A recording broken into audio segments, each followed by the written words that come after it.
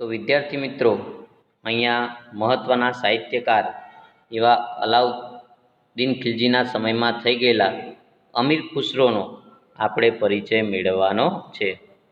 આ અમીર ખુસરો વિશે આપણે આગળ પણ માહિતી મેળવી હતી. મહાન સંગીતકાર હતો, જે આપણે આગળના પ્રકરણની અંદર જોયું હતું.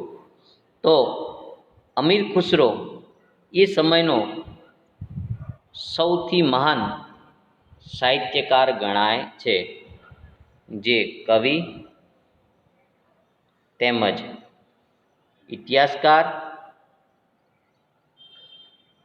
રહસ્યમયવાદી સંત અને સંગીતકાર હતા. એટલે અમીર ખુસરો એક કવિ, ઇતિહાસકાર, રહસ્યમયવાદી સંત અને સંગીતકાર હતા, જે પોતાના ગુરુ તરીકે સુપ્રસિદ્ધ નિઝામુદ્દીન ઔલિયાને ગણાવતા હતા. અને અમીર ખુસરો જે છે, એમણે કેટલીક મહત્વની કૃતિઓની રચના કરી છે, જેમાં આશિકા, નૂર, સિપિહર અને કિરાતુલ સદાયનનો સમાવેશ થાય છે. અને આ અમીર ખુસરો પોતાને ભારતીય હોવાનો ગર્વ અનુભવતો, તેથી તે ભારતને પૃથ્વી પરનું સ્વર્ગ ગણતો હતો. તેણે પોતાના સાહિત્યમાં ભારતના વાતાવરણ, તેની સુંદરતા અને ઇમારતો તેમજ જ્ઞાન વિજ્ઞાનના પુષ્કળ વખાણ કર્યા છે. જે દ્રઢતાપૂર્વક માનતો હતો કે હિન્દુ ધર્મનું સારપ એ ઇસ્લામ ધર્મ સાથે મળતું આવે છે. અને દિલ્હીની આજુબાજુ જે ભાષા બોલાતી તેને તે હિન્દી ભાષા કહેતો હતો, અને તેને તે પોતાની માતૃભાષા ગણતો હતો. અને આ ભાષામાં તેણે અનેક કવિતાઓ રચી છે. હિન્દી અને ફારસી ભાષાને લગતી દ્વિભાષી ચોપાઈઓ પણ તેણે રચી છે, અને દુહાઓ પણ રચ્યા છે. અને તેણે શરૂ કરેલી આ સ્વસ્થ પરંપરા તેના પછી સદીઓ સુધી ચાલુ રહી હતી. તો વિદ્યાર્થી મિત્રો, આપણે આ ખૂબ જ મહત્વનો 3 ગુણમાં પૂછાતો પ્રશ્ન, અમીર ખુસરોનો પરિચય આપો. તો પ્રાદેશિક ભાષાઓ અને તેના સાહિત્યને પ્રાદેશિક શાસકોએ વેગ આપ્યો. ભક્તિ માર્ગના સંતોએ લોકોની ભાષામાં ઉપદેશો આપ્યા, જેમાં કવિ જેવા અનેક સંત કવિઓનો સમાવેશ થાય છે. હિન્દી ભાષાની મુખ્ય બોલી ભોજપુરી અને અવધી ગણવામાં આવે છે. કબીરની રચનાઓમાં મુખ્યત્વે સદુકડી બોલીઓમાં રચવામાં આવેલી છે, અને તેના દોહરાઓ આજે પણ લોક સાહિત્યનું અંગ બન્યા છે.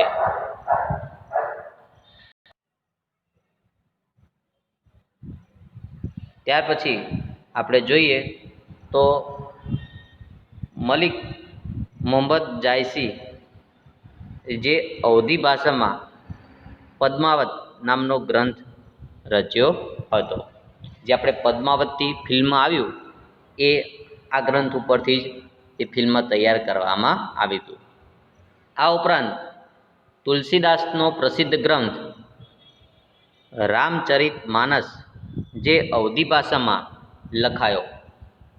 આ યુગમાં હિન્દી ઉપરાંત બીજી ભાષાઓ પણ સાહિત્ય રચાયું હતું.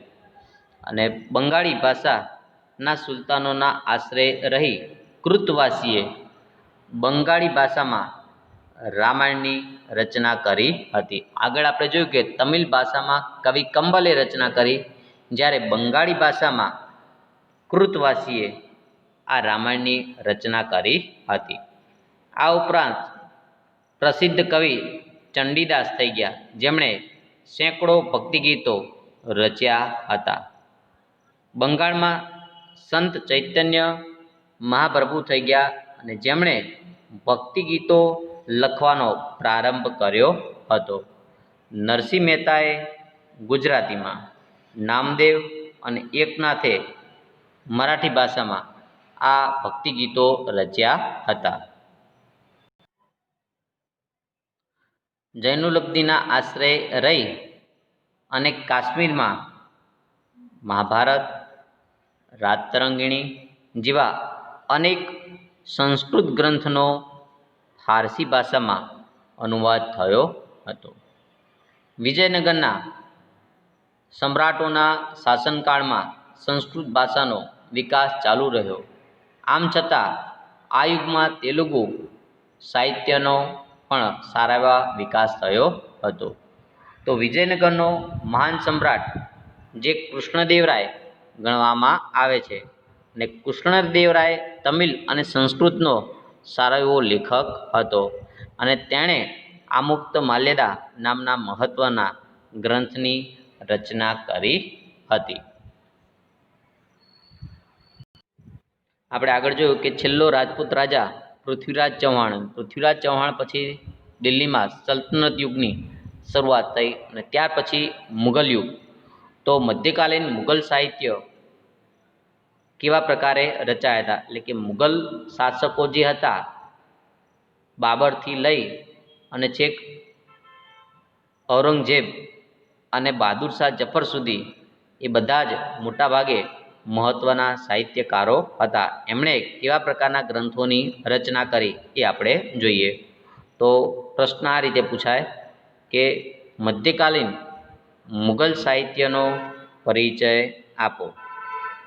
તો મધ્યકાલીન યુગની અંદર જે મુઘલ શાસકો થઈ ગયા એ વાસ્તુકલાની સાથે સાથે અન્ય કલાનો પણ વિકાસ થયો, જેમાં સાહિત્યનો પણ આપણે સમાવેશ કરી શકાય છે.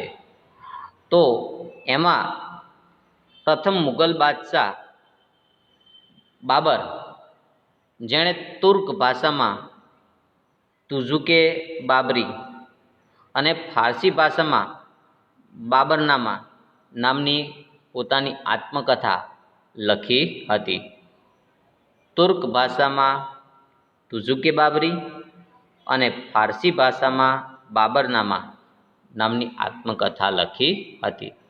એ જ રીતે તેનો પુત્ર હુમાયું અને જે હુમાયુંની બહેન હતી ગુલબદન બેગમ, એણે હુમાયુંના નામ ઉપરથી અને હુમાયુંના જીવનચરિત્ર પર આધારિત હુમાયુંનામા નામની આત્મકથા લખી હતી. આ ઉપરાંત જહાંગીર થઈ ગયો, તો જહાંગીરે પણ તુઝુકે જહાંગીરી નામની પોતાની આત્મકથા લખી હતી. છેલ્લો મુઘલ બાદશાહ શક્તિશાળી છેલ્લો મુઘલ બાદશાહ એવો ઔરંગઝેબ, એ પણ એક સિદ્ધહસ્ત લેખક હતો અને શક્તિશાળી છેલ્લો જે ગણાય એ ઔરંગઝેબ. અને ત્યાર પછી જે અંગ્રેજો આવ્યા અને અંગ્રેજો પહેલાં જે છેલ્લું શાસન રહ્યું એવો બહાદુર શાહ જફર. તો બહાદુર શાહ જફર જે છે એ પણ એક ઉર્દુ કવિ હતો. તો છેલ્લો શક્તિશાળી કે તો ઔરંગઝેબ અને છેલ્લો મુઘલ બાદશાહ કે તો બહાદુર શાહ જફર. અને તુલસીદાસ અને સૂરદાસ પણ આ યુગમાં હિન્દી સાહિત્યના મહાન સાહિત્યકારો થઈ ગયા. અને એ સમય દરમિયાન કેશવદાસ થઈ ગયા અને કેશવદાસે પ્રેમ અને વિરહના કાવ્યો રચ્યા હતા. રહીમના દોહરા દેશના ઘણા બધા ભાગોમાં આજે પણ પ્રસિદ્ધ છે. વિદ્યાર્થી મિત્રો, આ પણ એક મુઘલ સાહિત્યનો જ એક મહત્ત્વનો ભાગ છે. પરંતુ તમારે મુઘલકાલીન અકબરના સમયના સાહિત્યનો પરિચય આપો એ રીતે અલગ પ્રશ્ન પૂછાય તો આપણે આ અકબર 2 ગુણમાં અલગથી પ્રશ્ન લખવાનો.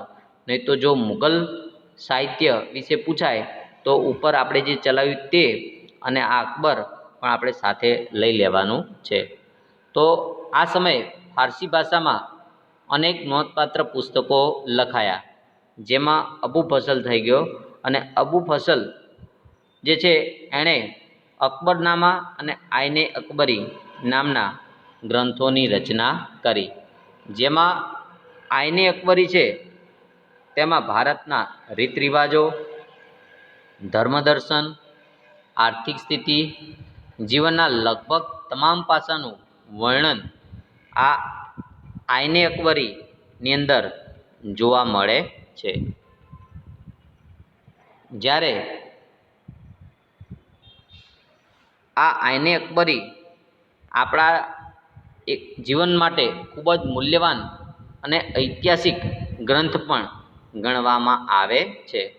આ ઉપરાંત જે આ અબુ ફઝલ છે એ અબુ ફઝલનો ભાઈ ફૈઝી એ પણ ફારસી ભાષાનો એક મહાન કવિ હતો. તેણે અનેક સંસ્કૃત ગ્રંથોનો ફારસીમાં અનુવાદ કરાવ્યો હતો. તો અકબરે મહાભારત, રામાયણ, અથર્વવેદ, શ્રીમદ ભગવદ્ ગીતા અને પંચતંત્રના જે મહાન ગ્રંથો છે એ ગ્રંથોનો અનુવાદ કરાવવા માટે એક અલગ ખાતાની રચના કરી હતી, અને તેણે આ સંસ્કૃત ગ્રંથો જે છે એનો ફારસી ભાષામાં અનુવાદ કરાવ્યો હતો. મધ્યયુગની સૌથી મહત્ત્વની ઘટના ઉર્દુ ભાષાના જન્મની ગણાય છે. આધુનિક ભાષાના હરોળમાં તે આવી ગઈ હતી. મીર દર્દી, મીર તકી, મીર નઝીરા અકબરાબાદી, અસલુદ્દા ખાન ગાલિબ જેવા મહાન કવિઓ આ સમયગાળા દરમિયાન થઈ ગયા, અને જે 18મી સદીમાં આ ઉર્દુ ભાષામાં ગદ્ય ભાગનો પણ વિકાસ થયો.